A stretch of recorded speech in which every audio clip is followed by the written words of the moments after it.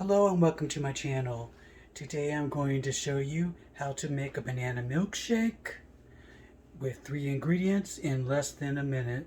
All you need is 1.5 cups of milk, a teaspoon of vanilla extract, and 1 banana. When you're making a banana milkshake, you can do it different ways, like in the blender, or you can mash up the bananas in a bowl and then put them in a jar and mix it that way.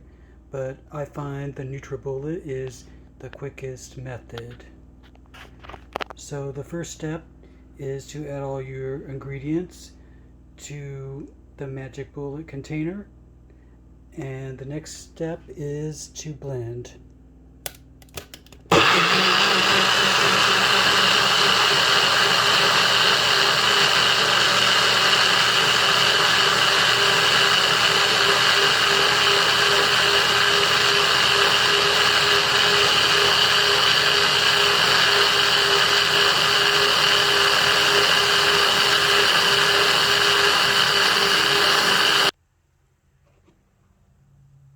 Now you can drink it right out of the container, but I like to pour it into a glass.